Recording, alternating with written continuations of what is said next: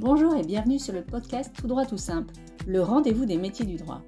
Je m'appelle Delphine Bordier et pour avoir exercé des fonctions juridiques différentes, avocate, juriste d'entreprise, responsable juridique, directrice juridique et aujourd'hui LegalOps, je sais qu'au cours de sa carrière, on se pose forcément des questions sur son métier, son projet, les métiers émergents. Et ça tombe bien, c'est justement ce dont je vais vous parler tous les 15 jours. J'interviewe des professionnels du monde juridique, passionnés par leur métier, qui vous dévoilent leur parcours, leur vision du droit, leurs défis et leurs succès. Que vous soyez étudiant, jeune juriste ou plus expérimenté, venez découvrir les métiers juridiques, soyez curieux et surtout, partagez autour de vous. Bonne écoute! J'ai fait de nombreuses belles rencontres aux Journées de la transformation du droit en novembre dernier. Et mon invité d'aujourd'hui en fait partie. Maxime Roussel a une formation d'avocat et a exercé pendant 8 ans avant de se lancer dans l'entrepreneuriat en fondant deux LegalTech. Je vous laisse découvrir son parcours et tous ses conseils pour se lancer. Bonjour Maxime, alors aujourd'hui on va parler entrepreneuriat, LegalTech et tout ça avec toi, Maxime Roussel, qui je crois tu es à Lille. C'est une ville, moi, où j'ai habité et qui est super dynamique, où il se passe plein de choses, mais tu vas nous en dire un peu plus toi-même. Donc, ravi de t'accueillir évidemment sur le podcast Tout droit tout simple. Comment vas-tu déjà? Merci beaucoup Delphine. Écoute, je vais très bien. Je te confirme que je suis en direct de Lille, où il y a un très beau soleil aujourd'hui. C'est très agréable. Et comme tu le dis, voilà, le Nord est une région dynamique. Est-ce que tu peux d'abord te présenter et nous dire un peu qui tu es? Oui, donc Et puis je peut-être suis aussi Maxime Roux. comment on s'est rencontrés? Écoute, c'était une belle rencontre. Moi, je suis Maxime Roussel. J'ai 39 ans, donc je suis cofondateur de Paperwork. Et nous, en fait, on s'est rencontrés lors du salon de l'innovation juridique qui a eu lieu chaque Ouais, année à Paris. Voilà, c'est un transformation du droit, rendez-vous. ouais. C'était, je crois, en fin Ouais, novembre ou ouais, quelque chose comme ça, ouais. tout à fait. Ouais, et qui est vraiment un événement voilà, où ça permet de rencontrer les différents acteurs, notamment les services qui adressent les avocats, et puis pour ma part aussi parfois d'anciens confrères, parce qu'effectivement, avant de cofonder Paperwork et me lancer dans l'entrepreneuriat, j'étais avocat pendant 7 ans, donc au barreau de Lille. Et je continue bien évidemment à suivre avec attention l'actualité de la profession et son évolution. Et alors, est-ce que tu peux nous dire un peu quel est ton parcours justement universitaire et professionnel pour arriver justement à Paperwork, parce qu'on va parler quand même de Paperwork. Écoute, j'ai un parcours assez classique. Alors, j'avais fait initialement une prépa pour les écoles de commerce. Et puis, finalement, j'ai rejoint l'université. Donc, j'ai fait un cursus de droit. J'ai terminé par une formation en droit fiscal des affaires. Finalement, j'ai rejoint un cabinet d'affaires, donc Ernst Young. Et là, j'ai exercé plutôt en droit des sociétés, donc fusion, acquisition et levée de fonds. Voilà, j'appréciais particulièrement de travailler avec les startups, avec les sociétés innovantes. Ouais, ça, Je trouvais ça a été important, voilà. je pense, dans le parcours. Eh oui, et oui, parce que finalement, à force de passer du temps avec des entrepreneurs, des créateurs et des innovateurs, voilà, ça donne T'as envie pris de goût? se lancer, voilà, et de participer tout à fait à l'aventure. Donc, effectivement, ça a été un élément important dans mon parcours, oui, je te le confirme. Et je crois que tu t'es pas lancé tout de suite, donc tu l'as dit, dans l'entrepreneuriat en sortant de l'école du barreau, mais tu as exercé 7 ou 8 ans comme avocat, comme tu as dit. Et qu'est-ce que tu as appris de cette expérience, justement? J'allais dire cette dimension d'accompagnement de l'avocat, alors qu'il soit, j'allais dire pénaliste, enfin, quelle que soit sa matière. Moi, c'est vrai qu'en droit des affaires, comme je le disais souvent à des confrères ou des amis, voilà, il n'y a pas mort d'homme, mais on accompagne quand même les entreprises dans des moments importants, et les entrepreneurs dans des moments importants. Donc, c'est vraiment cette dimension de service que j'ai pu apprendre au cours de ces années. Le cabinet dans lequel je travaillais, qui est vraiment un cabinet international, permet aussi j'allais dire, d'évoluer dans un contexte de grande entreprise, hein. Je crois que de mémoire, il y avait 120 000 collaborateurs monde. C'est quelque chose aussi qui m'a permis d'évoluer dans un contexte de grosses boîtes. Et aujourd'hui, on a la chance avec Paperwork de travailler aussi avec quelques beaux groupes, quelques grands groupes. Donc voilà, ça m'a aussi servi et ça me sert toujours aujourd'hui. Ouais, donc c'était un bon choix de commencer par la grosse structure finalement, parce qu'aujourd'hui, tu es dans une petite structure. Tu as créé une petite Ouais, structure, tout donc à fait. c'est quand même un gros saut Tout à fait. dans l'aventure. Mais est-ce que pour Oui, toi, commencer dans une grosse structure, voilà, ça a été plus, tu penses, plus formateur? ça permet vraiment d'avoir une logique aussi très, très process, très organisationnelle. Et finalement, quand on démarre l'entrepreneuriat, il y a tellement de sujets à voir en même temps. C'est vrai que je suis passé voilà, du confort, hein, j'allais dire, de ce type de structure, de cabinets internationaux, à, bah, je dirais, quand on démarre une entreprise, c'est quelques slides, hein, finalement. C'est surtout des rencontres, la rencontre avec mes associés. Mais effectivement, Oui, le, ça le part d'une côté, je idée, puis dirais, après, il faut tout faire, quoi. très process, voilà, permet quand même d'éviter de s'éparpiller, Oui. même si, encore une fois, au tout début de l'aventure de l'entreprise, comme tu dis, on fait tout, on est un peu sur tous les fronts. Donc aujourd'hui, on arrive dans une phase de l'entreprise où on structure beaucoup, mais les premiers mois, ouais, on est un peu au four et au moulin, quoi. Et c'est vrai qu'on a eu la chance aussi, nous, d'être accompagnés dès le départ donc, par un écosystème hein, qui est celui d'Eura Technologies. Parce qu'en On fait, va tu en parler. as lancé une première Legal Tech, je crois, en 2017, qui s'appelle Yellow. Enfin, dis-moi si je le prononce pas bien, Ouais, Yellow. Et ouais, pourquoi Yellow, tout à fait. Yellow? Et pourquoi ce choix? Est-ce que tu peux nous parler justement de cette première, c'est ta première expérience entrepreneuriale, finalement, seule? Lorsque j'exerçais, j'avais fait un petit peu le constat que la manière dont le droit était apporté aux entreprises était en train vraiment d'évoluer, qu'il y avait aussi une nécessité de s'adapter et de créer des offres qui parlaient un petit peu plus, notamment aux startups et aux jeunes entrepreneurs qui n'avaient pas forcément les budgets nécessaires pour travailler tout de suite avec un cabinet d'avocats. Donc Yellow, l'idée, c'était en une phrase. Je livrais donc des statuts et un cabis avec une forme sociale qui était la plus utilisée par les startups. Je livrais tout ça en 48 heures. Donc l'objectif, c'était de répondre à, encore une fois, quand on crée l'entreprise, on a besoin d'aller vite. Quand on veut immatriculer, c'est parce que souvent on a ses premiers clients. Donc Yellow, c'était ça. C'était vraiment répondre à ce besoin. Et puis finalement, en maturant un petit peu ce projet, alors j'avais rentré quelques clients. Le concept plaisait pas mal. J'avais un petit souci de récurrence, on va dire, sur mon modèle, hein, parce que quand on crée une société, on va rarement en créer une deuxième ou une troisième Ouais. dans les mois qui suivent. Donc ça veut dire qu'il fallait que j'étende mon volant de service. Puis finalement, il y avait déjà des acteurs donc de Legal Tech qui proposaient aussi des prestations juridiques de manière beaucoup plus large sur Internet. Donc finalement, c'était pas j'allais dire, c'était un peu la fausse bonne idée, mais ça m'a permis de me lancer. Et puis, comme tu le disais, de sauter un peu dans le bain de l'entrepreneuriat avec ce premier projet. Ouais, c'est ça, ouais.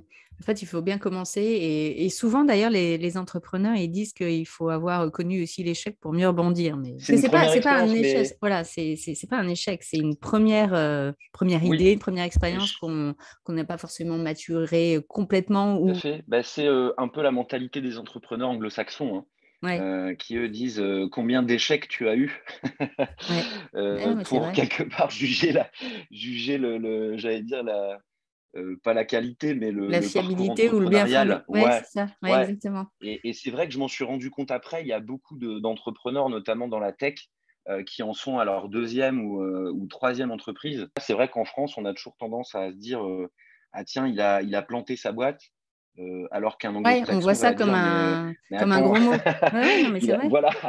Et un américain va dire ah mais dis C'est une donc, tu as déjà opportunité. planté deux boîtes. Ça veut dire que là, la troisième, tu as tellement appris tout ça que j'ai envie d'y aller avec toi et j'ai Ouais. envie d'investir dans ton projet. Quand on est entrepreneur, si on a peur de se planter, on est figé en fait, on n'arrive plus à avancer. Et même Ouais, les très on grandes n'avance boîtes, les pas plus grandes boîtes se sont plantées, hein. Amazon, ils ont lancé des trucs qui sont foirés, ils ont perdu des milliards de dollars, hein. qui ont absolument pas marché. Ouais. Ouais, Donc voilà, bien sûr. mais ils se plantent aussi. Donc toi, effectivement, Yellow, ensuite tu t'es plus consacré à Yellow, tu as liquidé, c'est ça, la boîte, Ouais, tu as j'ai stoppé stoppé l'activité, l'entreprise. Ouais, et puis tout à du fait, coup, tu t'es tout à fait. consacré à Paperwork. Encore une fois, une histoire de rencontres et de belles rencontres. C'est-à-dire que quand moi, je me pose toutes ces questions sur Yellow, je rencontre donc Antonia Bova, qui a eu une histoire similaire à la mienne, et c'est vraiment ça la belle histoire de Pepperwork. Elle était notaire, et donc elle quitte le notariat pour créer aussi une start-up qui visait en fait à faciliter et à simplifier les déclarations de succession. Et en fait, on prend un café, 2 cafés, 3 cafés. C'est vrai qu'à l'époque, à la technologie, il y avait pas beaucoup j'allais dire, de juristes. Et il n'y a pas très longtemps, hein, c'était en 2018. Donc, tu vois, mais à l'échelle des startups, on a l'impression que c'est un peu la préhistoire, mais c'était qu'il y a 4 ans. Et en fait, elle me dit, écoute, bah, moi, je me pose aussi des questions sur mon modèle. Voilà, je suis pas certain aussi de poursuivre, mais je pense on a des choses à faire ensemble, parce qu'on a déjà j'allais dire ces valeurs communes, hein, au-delà du fait qu'on était tous les deux juristes, mais c'est vrai que quand on échangeait, on sentait qu'on avait vraiment voilà une volonté dans le service qu'on voulait apporter d'apporter quelque chose voilà de très non pas sur la réglementation, mais quelque chose qui venait en protection aussi des personnes. Donc, c'est toutes les valeurs en fait qui font aujourd'hui Paperwork. Et puis un jour, on se dit, bah, allez, on y va, quoi. On va lancer une première version donc, de notre solution. Donc, il y avait cette dimension en fait de transfert de documents dans un environnement juridique, sécurisé, réglementaire, hein. Elle, forcément, dans mes successions, il y avait beaucoup de docs à transporter. Moi, pour créer une entreprise, bah, forcément, j'avais besoin de beaucoup de documents aussi. Donc, on se dit, voilà, ça, c'est le point commun entre nos deux projets. Alors, on s'en est pas rendu compte, hein, dès le départ. Puis après, on s'est dit, bah, tout ça, c'est très bien, mais on ne sait pas coder une ligne. Je n'avais absolument aucune compétence là-dedans. Antonia non plus. Et on rencontre aussi donc le mari d'Antonia, donc Marc-Antoine Navray, qui lui a une entreprise dans la tech depuis une dizaine d'années. Il me dit, bah, écoutez, Banco, moi, si voilà, vous allez trouver les moyens de développer votre activité, et moi, je vous accompagne pour sortir une première version d'outil. Ah Et donc, ouais. c'est comme ça qu'on démarre. C'est-à-dire qu'on avait une équipe où, quand on pitchait Paperwork avec Antonia, les gens disaient, mais il est où le CTO? On disait, bah, en fait, dans les fondateurs, il n'y en a pas. Mais on a trouvé un modèle qui va nous permettre, encore une fois, d'avancer avec des personnes dont c'est le métier. Et pour les startups, il faut aller vite. Et puis demain, on intégrera, quand on aura les moyens de le faire, une équipe tech. Donc, je voulais aussi en profiter pour saluer voilà, Marc-Antoine qui nous a accompagnés dès le premier jour là-dessus, et qui aujourd'hui on a même fait un modèle, hein. Donc, il a créé un fonds d'investissement qui s'appelle 541 et qui permet justement à des fondateurs comme nous, qui sommes des personnes très métiers, Ah oui, qui de avons une s'allier en dimension fait très à ses service. compétences. Exactement, Ah ouais. exactement. Ouais, Ah, ouais. c'est Donc, génial. Oui, c'est parce super qu'effectivement, pertinent. c'est bien d'avoir l'idée, mais après, effectivement, quand tu n'as pas la compétence technique, il faut quand même trouver les Oui, bons interlocuteurs et c'est pas facile, quoi. Donc, exactement. Et c'est très compliqué. Moi, je vois des annonces parfois sur les forums de start-upers qui ressemblent un petit peu à ça. C'est je cherche mon associé tech. Et en ouais, fait, c'est très compliqué parce que les bah ouais. personnes qui ont des profils tech sont vraiment aujourd'hui très, très, très, très demandés. Voilà, c'est des métiers dans lesquels il y a zéro chômage. Donc, mettre une annonce en je cherche mon associé tech, c'est chercher un peu un mouton à 5 pattes. Il faut d'abord essayer de trouver ses associés, donc des gens qui ont des valeurs communes et qui vont porter la vision de l'entreprise. Après, si c'est un tech, très bien. Mais donc finalement, ça veut dire qu'il y a de plus en plus maintenant d'équipes de fondateurs où, OK, il n'y a pas de tech, mais voilà, il y a des personnes qui, comme Marc-Antoine, inventent de nouveaux modèles pour faire éclore Donc, Ah oui, son modèle, il est vraiment hyper pertinent, et je crois que voilà, il a lancé le fonds le mois dernier et il a waouh. déjà reçu des dizaines Waouh. de sollicitations et de projets. Et alors, vous avez choisi d'intégrer un incubateur, je crois, pour vous lancer tous les Oui, deux. Est-ce que tu tout peux à nous fait. en parler un peu, les avantages, les inconvénients, Bien sûr. quel intérêt ça a eu pour vous? Combien de temps vous y êtes resté? Est-ce que vous y êtes encore? Enfin, tout ça, quoi. Nous, on a eu la chance donc d'intégrer le programme START donc d'Eura Technologies. Eura Technologies, c'est situé à Lille. Alors, c'est juste le plus grand incubateur en Europe, Cocorico, pour la France et puis pour la Et puis région des pour la région, Hauts-de-France. ouais. Pour te donner voilà, quelques chiffres sur site, je crois qu'il y a à peu près il y a plus de 500 entreprises, donc de toute taille, hein. Donc, encore une fois, de la boîte où, comme nous, on est arrivé, on avait 3 slides, on était deux à des géants de la tech. sur une surface de plus de 100 000 mètres carrés, donc de bâtiments donc, dédiés à l'innovation avec un campus. Et en fait, tout simplement, rentrer dans ce programme, déjà, ça permet de confronter son idée, hein, parce qu'encore une fois, à la base, une entreprise, ça reste une idée qu'il faut, j'allais dire qu'il faut confronter à la réalité et à des Ouais, parce qu'il faut retours. convaincre aussi pour rentrer, je crois. Hein. Enfin, Exactement, il y a tout un tout à process fait. pour. Il y a un jury, Ouais, ouais, voilà. Donc, ouais. tu candidates. Alors, c'est vrai, quand tu as le go, c'est assez génial parce que ça te permet, voilà, être entrepreneur, c'est quand même se questionner un petit peu tous les jours et finalement se dire que c'est pas grave si on n'a pas toutes les réponses. Mais déjà, le fait de se dire, bah, OK, notre projet, voilà, il a déjà passé cette première étape. On a la confiance d'un écosystème. Et puis, Start, en fait, tu pars pour 3 mois. Donc, pour essayer de sortir encore une fois une première version de ta solution. Et en fait, ce qu'on a appris aussi, c'est dans un incubateur, c'est la débrouille. C'est-à-dire que tu te retrouves avec d'autres projets. Tu vois, Start, à l'époque, je crois, ils incubaient 20 ou 30 projets tous les 3 mois. Donc, avec des personnes qui viennent, mais vraiment de tous horizons. Il y a des étudiants qui sortent de l'école. Il y a des personnes qui sont en reconversion professionnelle. Il y a des personnes qui ont déjà eu des entreprises, mais qui souhaitent repasser par ce parcours pour justement bénéficier de cet accompagnement, qui est un accompagnement humain, donc avec des coachs qui vont venir aiguiller parfois ta réflexion et puis venir aussi j'allais dire, te taper sur l'épaule les matins où tu es peut-être un peu moins dedans, où tu te poses justement trop de questions. Et puis, tu vas surtout pouvoir échanger avec justement tous ces projets et échanger sur tes problématiques et venir les résoudre plus rapidement que quand tu es seul. Parce que, encore une fois, combien de fois avec Antonia, nous, on a donné des coups de main sur les aspects juridiques des projets et combien de fois des gens qui, eux, étaient très tech sont venus nous dépanner, tu vois, un truc sur Ouais, l'ordi. ouais, il y a du Et donnant-donnant voilà, et beaucoup. Ouais. ouais, il y a du donnant-donnant, voilà, et on continue à le faire très régulièrement. Et on aime bien donner du temps aussi à cet écosystème, rendre aussi à l'écosystème ce qu'il a pu nous donner. Et ensuite, en fait, on a intégré un accélérateur dédié donc au FinTech, AssureTech, LegalTech, cybersécurité. Ce que tu apprends aussi dans l'incubateur, les accélérateurs, c'est à un moment donné, il faut se lancer, faut lancer le produit. Il faut garder un Une fois rythme, que c'est ça? Ouais. il faut garder un rythme vraiment. Et aujourd'hui, quand l'entreprise est plus mature, c'est la même chose. C'est-à-dire qu'on a des calendriers de déploiement qui soient techniques, financiers, produits, tout ce que tu veux. Et ça, on l'apprend aussi dans ces incubateurs. Mais on est aussi une boîte qui aimons beaucoup ces environnements d'incubation, accélération, parce que, encore une fois, à chaque fois, ça nous a fait grandir de par les échanges qu'on a pu avoir avec soit avec les personnes qui participent à ces programmes, soit avec les sponsors de ces programmes. On était un des projets sponsorisés par le barreau de Lille, donc à l'époque. Et finalement, aujourd'hui, tu as un mouvement assez intéressant.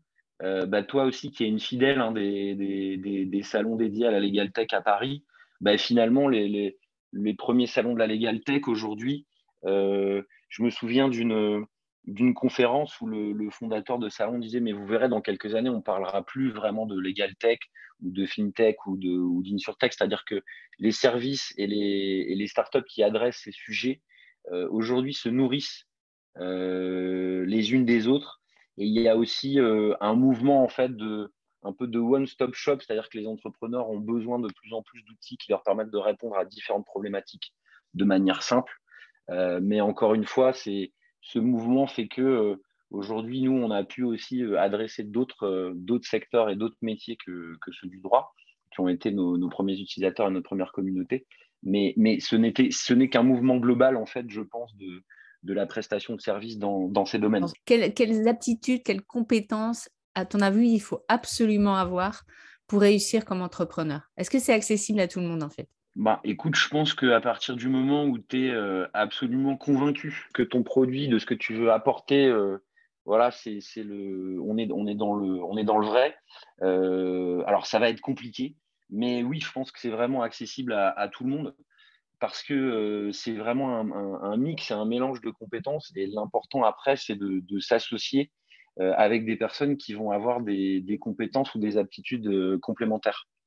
Je Et ça, pense c'est que, super important de dire ça, hein, parce ouais, qu'on a tendance des fois à vouloir s'associer avec quelqu'un qui est un peu comme nous. Et en fait, ouais. je pense que c'est une erreur. Il faut vraiment être complémentaire et pas faire la même chose, en fait. Complètement, Complètement, ça c'est vraiment et savoir aussi comment dire, s'avouer qu'on ne sait pas faire. Ça c'est hyper important Oui, aussi. parce qu'encore une fois, on n'a pas. Même Voilà, si on il est au faudrait, four et au hein, je veux dire. moulin, effectivement, il y a des Voilà, c'est choses. ça. Mais Ouais. il faut pas hésiter à dire, écoutez, ça, moi, je sais pas. Je ne sais pas comment ça fonctionne. Alors après, on a la chance aujourd'hui avec Internet de pouvoir, avec des podcasts, avec des webinars où on peut se former beaucoup plus facilement qu'il y a quelques années. Mais après, je pense qu'il y a aussi peut-être une caractéristique des entrepreneurs, c'est la curiosité. C'est vraiment, c'est-à-dire c'est les personnes avec qui on échange là très régulièrement au sein de notre écosystème, les entrepreneurs ont toujours cette volonté d'aller voir ailleurs ce qui se passe. Et en fait, ça nourrit beaucoup les produits, les projets et les réflexions. Tu vois, nous, il n'est pas rare, là, il y a 2 semaines, on se dit, tiens, on ouvrirait bien un bureau dans le métaverse. Oui. Parce que voilà, ça peut être intéressant. Là, on en parle beaucoup. Alors nous, c'est pas pour acheter des NFT. On veut pas se lancer dans la spéculation sur les tokens artistiques, mais plutôt pour dire ça peut être sympa d'avoir un espace de travail dans le métaverse. Ok, très bien. Et là, on se dit bah ouais, donc on s'est tous forcément renseignés un peu sur le sujet, mais on sait qu'à la technologie, il y a une personne qui maîtrise bien ce sujet, donc on va aller la voir. Et du coup, cette curiosité un peu commune de l'équipe fait que on se dit allez, on se donne 2, 3 jours, on voit, on fait pas, et si on fait comment. Mais je pense que la curiosité, c'est bien loin d'être un vilain défaut quand tu es entrepreneur. Je pense que c'est tout le contraire. Il faut être aussi, à mon avis, très résilient, non? Ouais. Faut pas avoir peur de se planter, de Ah se oui. relever, de se planter, de se relever, de se relever à chaque fois, quoi. Ouais. Bah Faut pas ouais, avoir non. peur de se prendre des portes. On s'en est pris et on s'en prendra encore. Il y a un entrepreneur, j'ai toujours retenu cette phrase au tout début quand j'arrive dans cet écosystème. Il me dit, tu sais, quand on est entrepreneur, on n'est jamais à l'abri d'une bonne nouvelle. Non, non, donc ça veut dire en fait, il faut se dire, OK, on avance sur ce qu'on fait, on pousse un petit peu tous les wagons en même temps. Je reprends l'expression d'Antonia qui me dit souvent ça. Et puis voilà, effectivement, il faut se dire, OK, ça, c'est finalement, ça n'a pas fonctionné. Essayer de comprendre pourquoi ça n'a pas fonctionné. Essayer de comprendre ce qu'on pourra faire différemment la prochaine fois pour que ça fonctionne. Et finalement, l'important, c'est toujours d'avoir ce petit process en tête, plutôt que de, quelque part, se lamenter un peu sur l'échec. De toute façon, on n'a pas le temps. Oui. Il y a vraiment cette notion de temps raccourci dans les startups qui fait qu'il faut avancer parce que la concurrence avance aussi, à pas forcer. C'est Oui. vraiment un monde dans Si c'est pas lequel toi qui le fais, c'est l'autre voilà, qui va te c'est un devancer. autre, c'est un autre qui le fera. Donc après, alors en revanche, si tu es trop tout seul sur ce que tu fais, là, tu peux peut-être t'inquiéter. Parce que si tu es seul sur ton marché, en général, c'est pas une bonne nouvelle. Ça veut dire que tu es peut-être en train d'adresser quelque chose qui n'existe pas ou qui est un peu trop naissant, trop en avance. On peut ne pas s'en rendre compte. Et souvent, les premiers qui arrivent sur un marché sont rarement ceux qui le remportent. Il y a toute une phase d'évangélisation, et quel que soit le domaine de la tech, hein. T'as des personnes, encore une fois, que moi je suivais beaucoup à l'époque, parce qu'on parlait pas encore de legal tech, mais voilà, des personnes qui essayaient de faire bouger un petit peu la manière dont le droit a été presté. Et puis finalement, ces boîtes-là, soit elles n'existent plus aujourd'hui, soit elles ont été absorbées ou rachetées par d'autres, mais parce que c'est des boîtes qui ont vraiment passé du temps sur une phase qu'on appelle voilà, l'évangélisation. Et dans un secteur d'activité, encore une fois, le droit, le chiffre, en tout cas les professions réglementées, où il y avait vraiment ce besoin d'avancer sur la digitalisation dans des professions qui ont encore une fois une réglementation particulière, et puis une histoire, hein, qui est la leur et qui fait que pour avancer à marche forcée, c'est pas toujours évident. Et alors, d'après toi, quand est-ce qu'on est prêt justement à se lancer, à sauter dans le grand bain? Quand est-ce qu'on peut savoir si on est prêt? Écoute, on l'est jamais. Alors ça c'est certain. Tu t'es jamais prêt. C'est-à-dire que enfin, j'allais dire, il y a malheureusement des personnes qui sont encore en train de se poser la question après quelques années et qui disent bah ouais mais c'est compliqué, il faut encore que je valide ci, que je valide ça, mais c'est clair qu'on n'est jamais prêt. Donc c'est un matin, je me suis dit allez, on y va quoi. J'en parlais à un atelier justement, 4 jours pour entreprendre, et des personnes disaient mais Mais comment on fait déjà financièrement? J'ai dit, ben ça dépend. Les personnes arrivent toujours à aller chercher des moyens pour faire les courses, parce que c'est très basique, hein, je veux dire, quand tu quittes le salariat, voilà. Et puis après, il faut aussi avoir un appui de sa famille et de ses proches.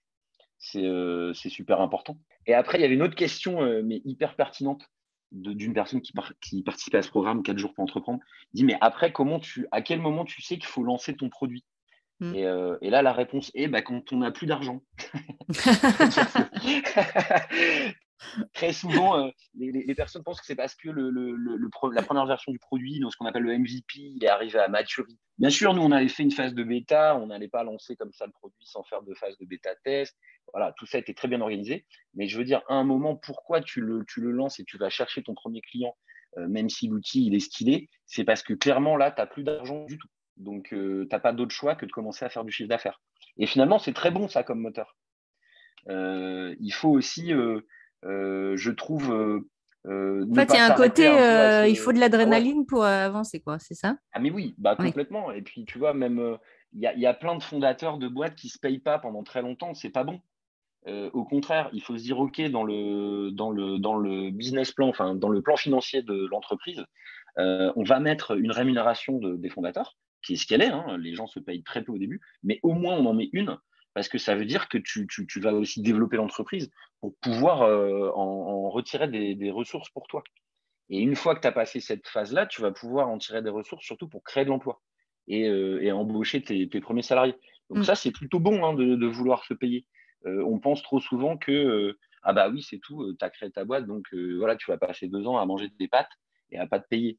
Oui, des pâtes, il y a beaucoup d'entrepreneurs qui en mangent beaucoup, mais en revanche, ne pas prévoir une rémunération dans son plan financier, je pense, mais ce n'est que mon avis personnel, que c'est une erreur.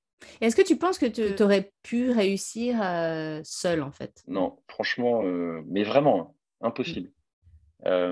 Et de toute façon, tu as quand même très peu de boîtes d'entreprises qui réussissent et de startups qui passent la phase startup pour vraiment, j'allais dire accélérer, avec un seul fondateur. C'est vraiment rare. Oui, C'est puis en vraiment plus, je rare. crois que ça fait un peu peur aux investisseurs, hein, Oui, j'allais te le dire. Ouais. Les investisseurs détestent ça. Ouais. Pourquoi? Parce qu'un investisseur, c'est normal, il est là pour jauger son risque. Et il dit, mais attends, s'il n'y a qu'une seule tête pensante, s'il lui arrive Il quoi que fait ce tout. soit, on Ouais. fait comment? Ouais. Bah, t'as beau avoir une assurance homme clé, si t'as qu'un homme clé, enfin, c'est homme avec un grand H, hein, d'ailleurs. Ouais, D'ailleurs, on devrait dire aujourd'hui une assurance entrepreneur clé.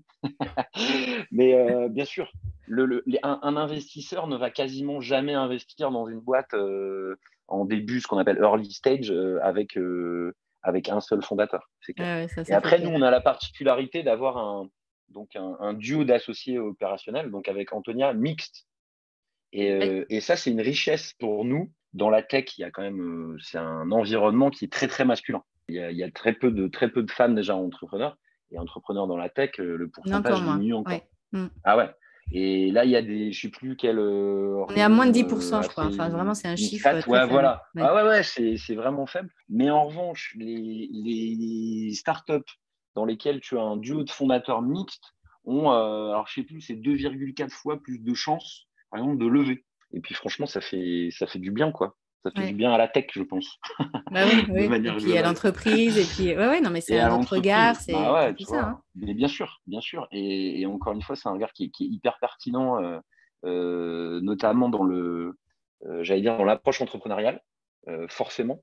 Et nous, encore une fois, Antonia, mais vraiment ça, c'est vraiment un sujet qui lui tient à cœur. Elle a créé une association qui s'appelle Présente, donc Ouais. qui regroupe des femmes entrepreneurs et qui cartonne parce qu'encore une fois, il y a un besoin de se rassembler et un besoin, encore une fois, de faire entendre une voix qu'on n'entend pas très souvent dans la tech, quoi. Possible. On Ouais, va parler un peu plus maintenant spécifiquement ouais, de Paperwork, effectivement, de ta Paperwork avec solution, plaisir. l'entreprise, etc.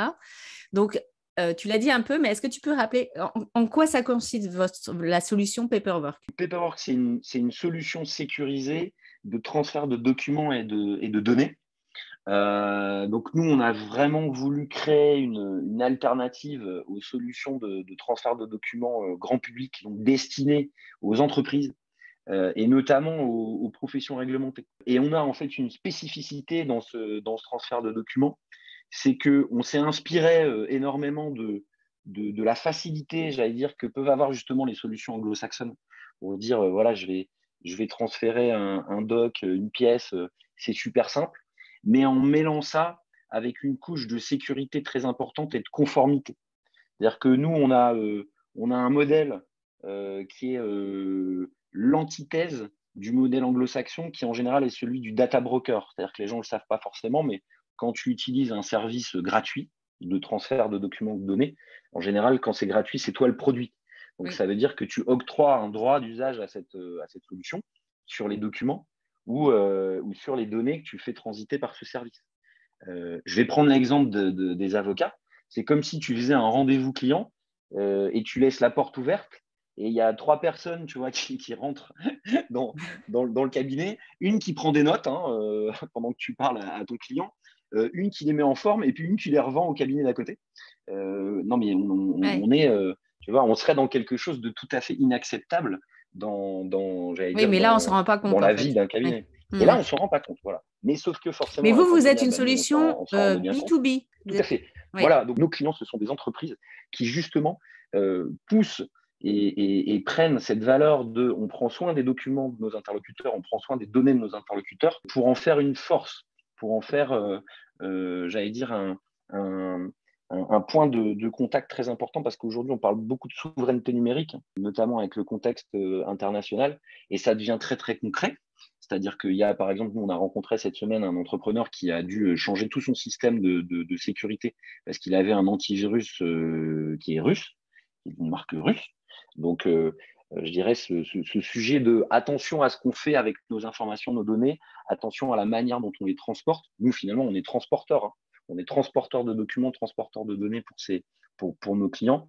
Aujourd'hui, encore une fois, l'actualité nous fait dire qu'on est dans le vrai. Et nous, on est persuadés. On l'a été à l'époque quand on a créé le service, on l'est d'autant plus aujourd'hui, qu'on a besoin d'outils français, européens qui portent ces valeurs parce que ça devient un enjeu économique très, très important. Vos clients, c'est du B2B, il y a les cabinets avocats notamment. Est-ce qu'il y a aussi des directions juridiques ou c'est vraiment axé que sur pour l'instant, les professions réglementées avocats? Aujourd'hui, en fait, nos clients, ce sont des entreprises, des activités qui font beaucoup de collecte. Parce qu'en fait, dans le transport de documents, notre spécialité, c'est la collecte. Alors, la collecte, c'est quoi? C'est, allez, reprenons l'exemple effectivement de l'avocat. Je suis avocat, je vais ouvrir un nouveau dossier au sein du cabinet pour accompagner mon client sur la création de son entreprise. Je sais très bien que je vais devoir lui demander un nombre de documents, un nombre d'informations, un nombre de données. Et nous, en fait, avec Paperwork, on va scénariser cette collecte. C'est-à-dire qu'il va pouvoir en un clic envoyer ce scénario de collecte à son client. Le client n'a pas besoin d'avoir un abonnement chez nous. Ce client va pouvoir renseigner justement ce scénario avec les documents. Bien évidemment, il peut le faire avec son téléphone mobile. Si j'ai besoin de sa pièce d'identité, il peut même la prendre en photo. Paperwork est connecté à l'appareil photo du smartphone, renomme le document, va ensuite l'encrypter, le chiffrer, et il va se retrouver dans un coffre-fort sécurisé. Donc voilà ce qu'on fait. Donc c'est-à-dire qu'on adresse vraiment les métiers, les professions qui font de la collecte. Et en fait, il y en a plein. Et les premiers Oui, qu'on a parce que adressés, j'allais dire ouais. les directions juridiques, enfin tout ce qui est due diligence, où Ouais. là, il y a des tonnes de documents, Exactement, etc. des tonnes. Ouais. Donc là, typiquement, nous, dans ces coffres-forts, il y a effectivement des entreprises qui utilisent Paperwork comme des coffres-forts de due deal. Et nous, on a voulu en fait créer la solution qui permette, dans un environnement digital, de garantir encore une fois et d'être ce tiers de confiance pour ces professionnels. Et il se trouve que donc cette première communauté qu'on a constituée, donc des professionnels du droit et du chiffre, parce que c'est très souvent des personnes qui travaillent ensemble, nous a permis il y a tous les ensuite… financiers, effectivement, oui, tu as raison. Exactement. En fait, le lien, il y a un fil conducteur entre tous les métiers qu'on équipe aujourd'hui. Ce sont des personnes qui travaillent régulièrement ensemble. Et ça nous a permis ensuite de commencer à adresser les professionnels de l'immobilier, donc de la gestion locative, le syndic, la transaction. Ça, pareil, sont des métiers, des très gros collecteurs. Et puis tout ça pour arriver à la banque, la finance, l'assurance. parce que les banquiers, les assureurs et les financiers sont d'énormes collecteurs documentaires, hein, quand tu dois ouvrir un compte bancaire, souscrire un produit.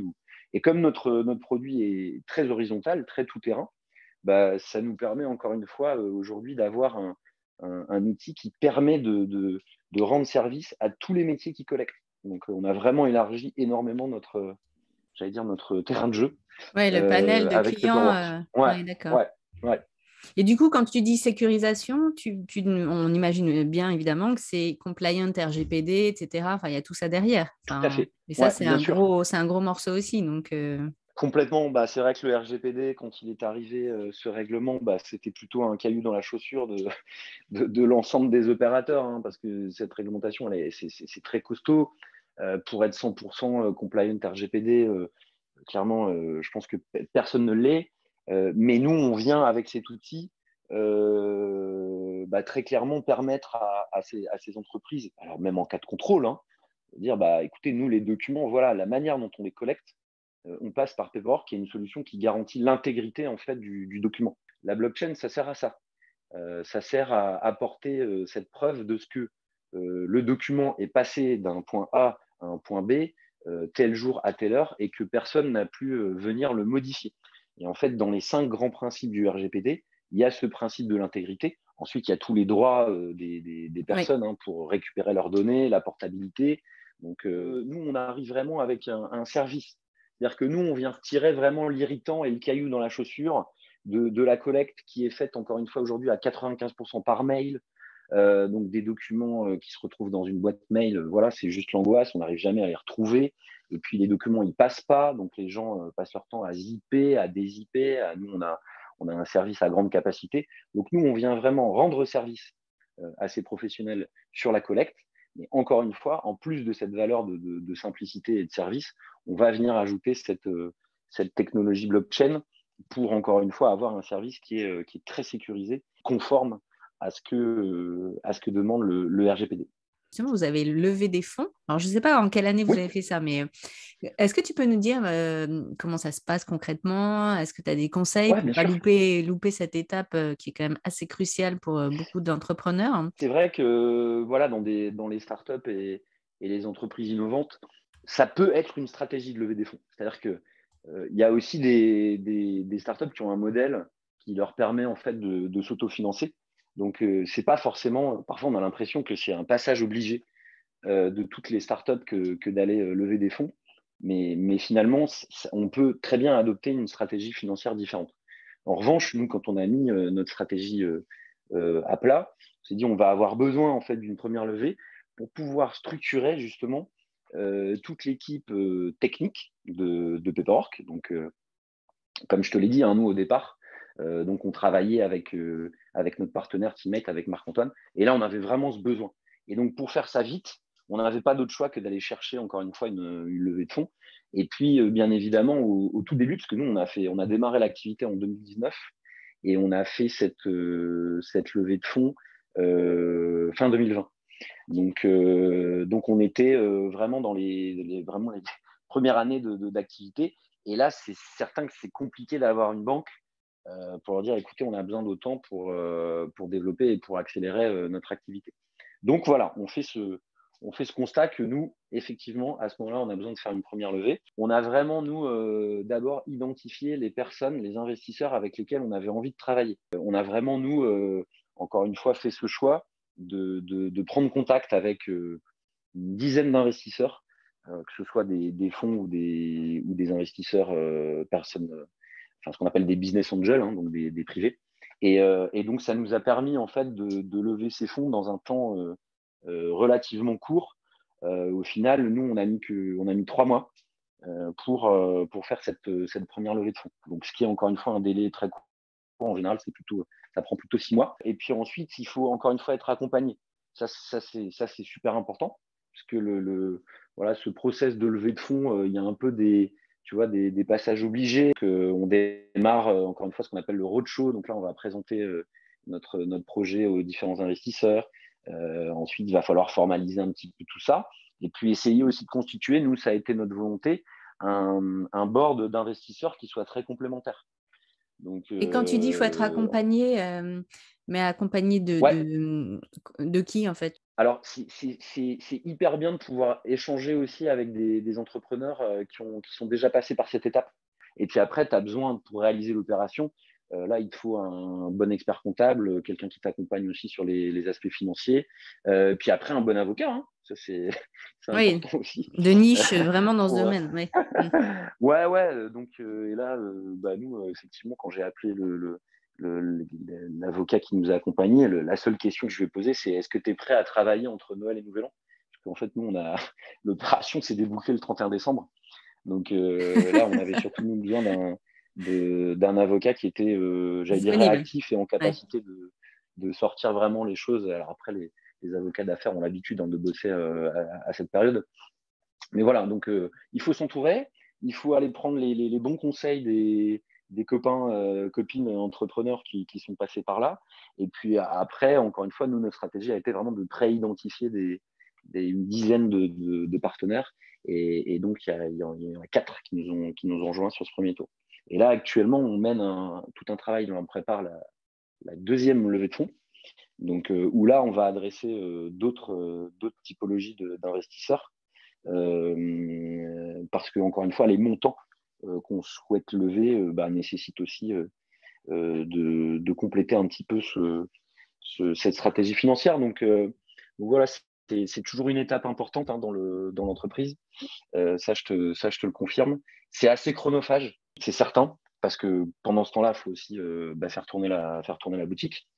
Donc aujourd'hui, actuellement, voilà, c'est quelque chose qui nous prend pas mal de bandes passantes, mais c'est très structurant aussi et c'est très motivant aussi pour les équipes, hein. Ouais. Nous, on partage beaucoup avec eux les étapes de la vie de l'entreprise. On a cette chance aussi parce qu'on a encore une équipe qui ressemble plus à une famille, hein, des étapes clés et qu'on partage bien volontiers avec nos équipes qui font un énorme travail aussi, chacun dans leur domaine de compétences pour réussir à atteindre cet objectif, quoi. Et est-ce que pour ces levées de fonds, après, tu n'es pas obligé de me dire, mais est-ce que vous avez fait attention, vous, à ne pas vous faire trop diluer ou ce n'était pas un sujet De toute façon, tous les entrepreneurs ont aussi cet élément en tête, alors qui est un des éléments d'une levée de fonds. Il faut être très clair sur le sujet, c'est-à-dire il faut s'en parler entre fondateurs, de dire voilà jusqu'où on peut aller en termes de dilution. Après, c'est bien normal que les investisseurs aient leur contrepartie en capital, c'est tout le principe de la levée. Mais moi, je vois parfois, encore une fois, des entrepreneurs qui partagent ça avec nous, à l'inverse, qui viennent nous voir en disant bah, vous, voilà votre levée, là, on me propose ça et je dois quelque part lâcher X% du capital. Quand on n'est pas habitué à ce que sont les standards là-dedans, moi, je vois des choses un petit peu aberrantes, hein, vraiment, hein. Donc, il faut faire attention à Oui, ça. là Parce aussi, que c'est le partage d'expérience qui va faire qu'on oui, va entendre. oui, D'accord. Ouais. bah oui, parce que si tu es Au-delà trop de ta dilué propre aussi, tu décision, il peux. faut quand même aller Bah, voir bien ce qui se passe sûr. ailleurs. Ouais. Parce que ça peut être quoi l'effet pervers? C'est d'investisseurs qui prendraient une participation trop importante. C'est que justement, les fondateurs se démobilisent. Parce que, comme tu dis, nous, la boîte, on met toute notre énergie là-dedans, tout notre temps y est consacré. Et au final, si tu n'as plus que 30% de ta propre boîte, bah, Ouais, tu n'as plus est-ce que envie. tu Bah vas oui. encore te lever le matin avec la même énergie et la même niaque? Voilà, donc c'est un peu le danger, enfin, le danger, un des points d'attention, on va dire, dans les sujets de dilution. Et à l'inverse, justement, il y a des investisseurs qui disent mais moi, je préfère avoir une quote-part de capital moindre, mais que, en tout cas, tout le monde soit très confort pour que la répartition du capital fasse que j'allais dire les enjeux de chacun deviennent convergents et encore une fois, fassent que l'entreprise va avancer. Oui, se C'est développer, toujours quoi. voilà, au bénéfice de Mm. l'entreprise. Et les investisseurs, forcément, c'est aussi leur volonté que l'entreprise se développe voilà, de manière pérenne et qu'on en fasse une réussite. Donc après, il faut être très transparent là-dessus. Mais encore une fois, quand on a les bons éléments qui permettent d'expliquer la raison pour laquelle on avance telle valorisation, donc finalement telle dilution, Oui, il n'y quand on a est pas clair dans ses de. baskets sur le sujet, Complètement. ils le sentent en face. Et Ouais. ah ouais, et l'un de nos investisseurs nous a dit, après que l'opération se soit faite, il nous a dit ce que j'ai bien aimé chez vous, c'est que vous n'avez jamais bougé d'un iota votre discours sur la valorisation. Il me dit, moi, quand j'étudie des dossiers et je sens que finalement, sur la valorisation, alors, il peut y avoir une petite négo, mais que les fondateurs ne sont pas droits dans leurs bottes là-dessus, il dit, cet investisseur nous a dit, moi, je referme le dossier assez vite. Parce que En j'ai fait, il besoin n'est pas d'avoir en rassuré, face de ça lui moi. fait peur, quoi. Exactement, ça lui fait peur. Il a besoin d'avoir des fondateurs qui disent, parce que si tu commences à ouvrir de la discussion là-dessus, il dit, ça veut dire quoi? Ça veut dire que tu n'as pas confiance dans ta solution, tu n'as pas confiance dans ton entreprise. Alors que c'est l'inverse. C'est au contraire, tu vas défendre ça bec et ongle. Encore une fois, ça s'explique, c'est des éléments objectifs. Mais ce que veut un investisseur en face de lui, c'est un entrepreneur qui soit plus que convaincu forcément que sa boîte va cartonner. Ça, c'est ça. Mais surtout, qui est en capacité de ne pas démordre de sa position sur certains sujets. Quitte à se faire un peu malmener. Hein. Ne pas l'oublier. Bah oui, comme tu dis, parfois, il faut aussi de la résilience dessus. Bah oui. Alors, Paperwork, c'est un chouette nom, mais mon petit doigt me dit que vous avez changé de nom. Pourquoi vous changez de nom? Alors, Est-ce que c'est pas un peu risqué? alors ça va au-delà du changement de nom. On a considéré fin d'année dernière que la marque en elle-même, les valeurs qui la constituent et autres, n'étaient pas forcément bien exprimées aujourd'hui dans notre communication et donc dans le nom. Et au final, c'est un travail absolument génial qu'on a fait avec les équipes. Donc voilà, on va changer de nom. Pour l'instant, on ne le dévoile pas encore. Et pour nous, non, ce n'est pas du tout un risque, c'est plutôt une opportunité. Okay. Ça veut dire que ce nouveau nom et cette nouvelle identité va correspondre en fait beaucoup plus à ce qui est devenu aussi Paperwork, parce que, et c'est vrai, quand on démarre l'entreprise, les entrepreneurs qui ont un peu de bouteille nous le disaient, mais vous verrez votre boîte dans 1 an, dans 2 ans, dans 5 ans, elle ressemblera plus du tout à ce que vous êtes en train de faire aujourd'hui, que ce soit le positionnement de votre service, que ce soit la manière dont vous concevez la valeur que vous apportez. Et donc, c'est tout ce qui fait aussi votre marque. Et ils avaient tellement raison que là, effectivement, je te dis, fin d'année 1, on s'est dit, non, mais c'est le bon moment. Donc voilà, tout le nouveau nom, la nouvelle marque, là, va sortir cette année. Ça va nous permettre, encore une fois, de correspondre plus à j'allais dire, cette valeur de service. Hein. Nous, on est là pour apporter une solution, alors que Paperwork, finalement, le nom désigne plutôt le problème. Hein. C'est la paperasse en anglais. Donc, on avait envie aussi de se détacher de ça oui. pour se détacher du problème, pour plutôt mettre en lumière la solution qu'on apporte. Et est-ce qu'aujourd'hui, Maxime, tu te sens plus dirigeant, manager, juriste, c'est quoi, tout à la fois, je ne sais pas. Bah écoute, alors juriste, finalement plus beaucoup. Hein. C'est vrai que je fais quasiment plus de droit, mais la logique d'un juriste, voilà, ça je l'ai toujours. Manager, bah écoute, ça on l'apprend, j'allais dire, on apprend à l'être un peu plus tous les jours.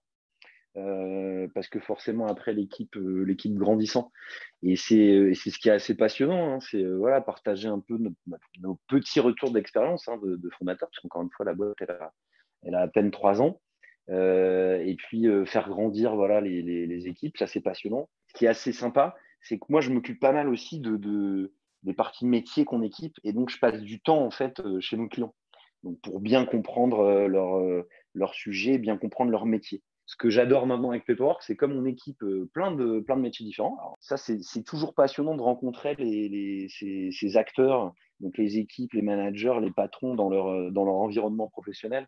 Et je pense que c'est ce qui fait aussi aujourd'hui, en tout cas c'est eux qui nous le disent, le fait qu'ils nous choisissent, c'est cette proximité et cette connaissance métier. Est-ce que tu peux nous dire un peu les objectifs de Paperwork à moyen ou à long terme, vos envies de développement ailleurs qu'en France? Est-ce que tu peux nous en dire un petit peu plus? Nos enjeux à court moyen terme, c'est vraiment le recrutement, et notamment au niveau des départements, on va dire marketing, communication et vente. C'est là-dessus qu'on va mettre l'énergie dans les prochains mois, pour justement pouvoir déployer notre service de manière beaucoup plus large, ce qui fait qu'on a aussi fait évoluer notre produit, donc avec une nouvelle version qui va sortir là au prochain trimestre. Donc on devrait terminer l'année, en tout cas c'est ce qu'on vise, à plutôt une 25-30 collaborateurs avec ce déploiement national. Et puis c'est vrai que tu parlais de l'international. On a déjà quelques clients mais dans, on va dire, frontalier de l'Hexagone. Mais cette thématique de la collecte conforme, sécurisée et souveraine, c'est une thématique européenne. Donc nous, naturellement, on regarde déjà vers d'autres pays d'Europe. Alors déjà, parce qu'il y a une réglementation qui est commune. Hein. Notre stratégie de développement à l'international, on ne va pas viser les États-Unis. Hein. Aujourd'hui, se pose quand même la question de créer un environnement digital européen fort. Il y a quand même là des annonces et des budgets dédiés qui sont très conséquents. Donc nous, nativement, en termes de développement, ça va être l'Europe, avec déjà en ligne de mire tout ce qui est alors la zone Luxembourg, voilà, Benelux, notamment sur les activités de banque, assurance, finance, c'est une zone qui est très active. Et puis aussi le Portugal, pour deux raisons, parce qu'Antonia a des racines portugaises. Et puis le Portugal, c'est le Web Summit, c'est vraiment en Europe, c'est un des pays de la tech. Hein. Voilà, Lisbonne, c'est vraiment un Eldorado aujourd'hui pour les startups, avec une douceur de vivre qui attire aussi les talents, comme on dit. Donc voilà. Est-ce que pour peut-être finir, tu peux nous dire tes 3 conseils pour se lancer dans l'entrepreneuriat? Ce serait déjà le premier, de ne jamais se dire « Tiens, j'ai la meilleure idée du monde et donc je vais la garder pour moi ». C'est de se dire je vais aller déjà présenter, pitcher, comme tu le disais tout à l'heure, en 3 minutes, famille, aux amis au départ, hein, puis après agrandir un petit peu ce cercle et nourrir quelque part sa réflexion avec ça. Ça, c'est vraiment le plus important. J'ai vu trop de gens qui ont dit « Ah non, mais je ne vais pas te parler de Je mes ne dis projets. » pas. C'est confidentiel. C'est l'idée du siècle, c'est confidentiel. Et ensuite, peut-être se rapprocher tout de suite d'entrepreneurs ou d'entreprises qui ont une activité, alors concurrente, ou en tout cas peut-être similaire à son projet entrepreneurial. Parce que, encore une fois, dans la mentalité anglo-saxonne, mais ça se diffuse un peu en France, les gens qui ont aujourd'hui une société qui est installée, qui est mature, qui fonctionne, qui seront les premiers en fait à partager leur expérience avec des personnes qui viennent les voir en disant bah, écoute, moi voilà mon idée, par rapport à ce que tu fais, il y a plein de points communs, est-ce que tu veux qu'on s'en parle? Et encore une fois, moi j'avais eu cette démarche à l'époque, j'étais allé à Paris voir une boîte qui aurait été concurrente à Yellow. J'ai vu un des fondateurs, je devais le voir une demi-heure, en fait il a passé 4 heures avec moi. Et il m'a donné plein d'infos, de conseils, et j'ai trouvé ça absolument génial. Donc, ne pas hésiter, encore une fois, à aller. Ça peut être contre-intuitif comme conseil. Ouais, mais en fait, c'est aller chercher le partage d'expérience. C'est celui qu'on pensait être son concurrent. Ouais. Ah oui, et d'accord. puis, ouais, vraiment, c'est un. Tu vois, et ça, c'est pareil. Il y a, tu vois, Carlos Diaz, qui est un Français qui est installé à San Francisco depuis des années, qui est comme toi, qui fait partie de la communauté des gens qui font des super podcasts. Donc lui, il s'appelle Silicon Carnet. Et c'est quelqu'un qui est venu une fois. Tu connais? Ouais. Et c'est lui qui a fait une super conférence à Euratech il y a quelques années. Moi, j'étais encore avocat et qui avait justement partagé cette anecdote. De dire, voilà, lui, quand il était arrivé à San Francisco, il voulait créer une structure et il était allé voir une des personnes qui était la plus connue à San Francisco dans le domaine de l'accompagnement de start-up. Et il avait dit, voilà, contrairement à ce que vous pouvez penser, au final, j'ai passé une journée avec lui et il m'a donné tous les trucs et astuces pour pouvoir créer une structure comme lui l'avait faite. Parce qu'en fait, la logique des anglo-saxons, c'est de se dire, plus l'écosystème est fort, plus il y a de réussite dans cet écosystème, plus ça va bénéficier à toutes les entreprises. Et ça, en tant qu'entrepreneur, moi, je l'ai toujours en tête. Quand il y a une entreprise qui va mal à la technologie, qui se porte mal, quand bien même elle serait concurrente, là, c'est pas le cas, on n'a pas de concurrent direct, mais c'est toujours une mauvaise nouvelle. Parce que finalement, c'est toute une économie, c'est tout un écosystème qui est touché. Et donc, tu m'as dit, ouais, un troisième petit conseil, alors peut-être à un moment donné, justement, se sauter un peu sans parachute et bretelles, et se dire faut quand même que cette décision elle m'appartient et j'ai confiance en moi et j'y vais. C'est-à-dire que encore une fois, il faut prendre des bons conseils, confronter son idée, se dire qu'il faut aussi pouvoir compter sur soi. C'est toujours une belle aventure, finalement.